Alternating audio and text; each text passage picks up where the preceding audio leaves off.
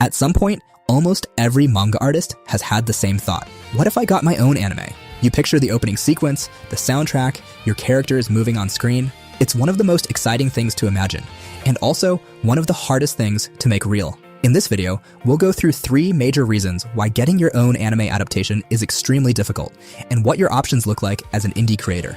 Manga builds a massive readership, usually through a major publisher like Shonen Jump or Kodansha. The publisher looks at the numbers, sees the demand, and decides that an anime adaptation makes financial sense. They partner with a production studio. The studio assembles the creative team, and the series gets made. The original creator generally isn't involved on the funding side. The publisher handles all of that. That's the version most people picture when they think about getting their work animated. The problem is, that version assumes you already have a major publisher behind you, solid sales figures, and a proven audience. Most indie creators have none of those things, which is exactly where these 3 barriers come in.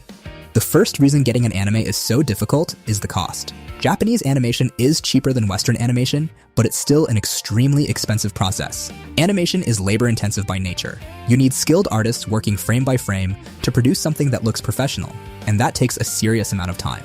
A single episode of professionally animated anime can cost anywhere from $80,000 to over $200,000. That's just one episode. A standard 12-episode season puts you past the $1 million mark before you've accounted for music licensing, voice acting contracts, post-production, or distribution.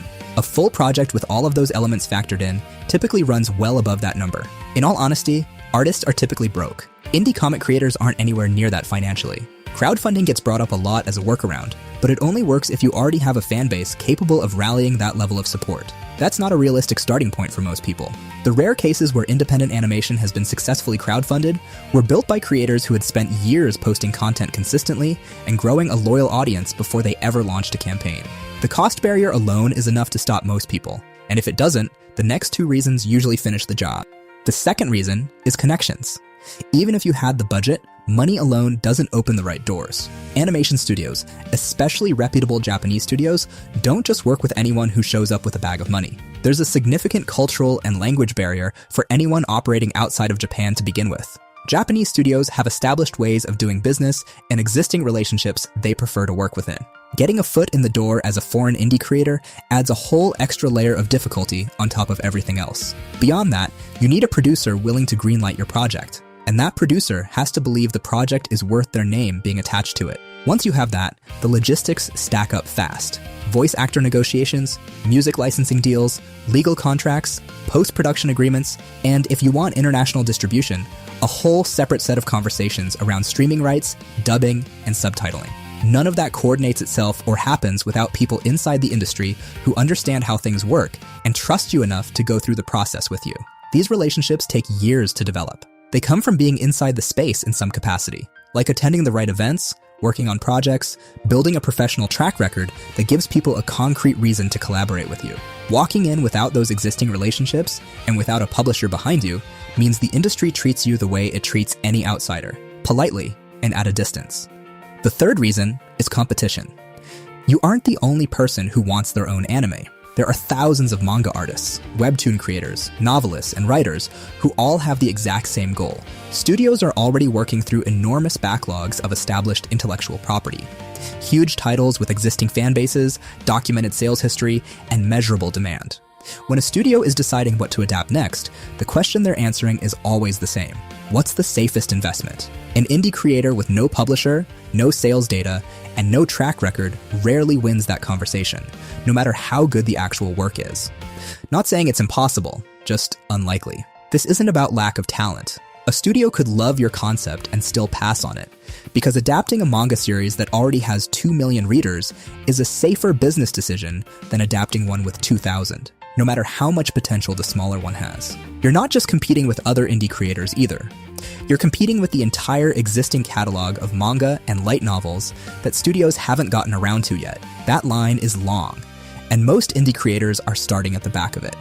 I know this sounds bleak for any aspiring manga artist, but it isn't entirely hopeless if you're an independent creator. Here's what a few of the actual options look like. The first option is to learn animation yourself. This is the longest path, but it gives you complete control. You don't need anyone's budget or approval, and you're not waiting on a studio to see value in your work. You build the skill over time, you figure out the tools, and you produce something entirely on your own terms, usually still with some type of help that you hire. It'll take a real investment of time to reach a point where the output looks anywhere close to professional.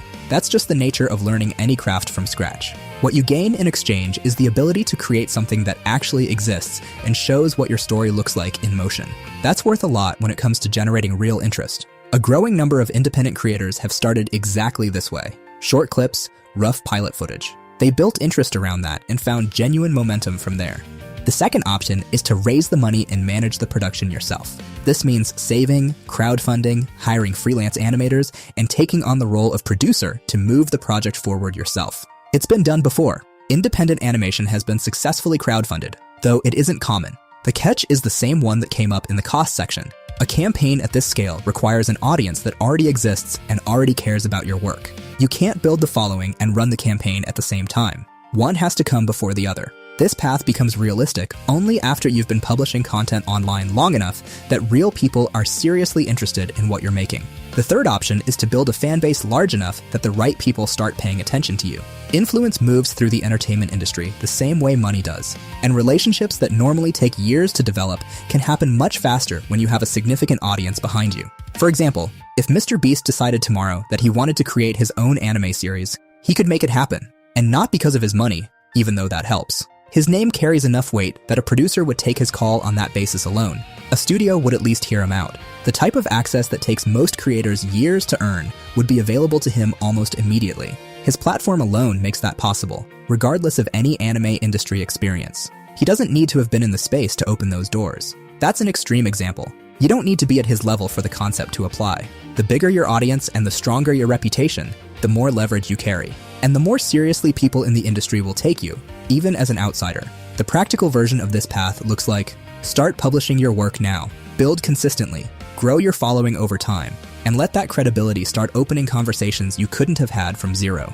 In conclusion, getting an anime adaptation as an indie manga artist is extremely difficult. The cost barrier is real, the industry runs on relationships that take time to earn, and the competition is enormous. The creators who eventually make it happen are the ones who start building something now. The skill, the audience, or the connections, and keep going long enough that the doors start to open. If this video helped you, hit the like button and leave a comment below. Also, if you want to get started writing your first one-shot manga, head over to mangascript.com to download the one-shot guide. It's a page-by-page breakdown of 3 high-quality manga one-shots, and it makes it 10 times easier to write your own script. And don't forget to join our Discord community. The link is in the description. It's a great place to share your work and connect with fellow creators. Thanks for watching.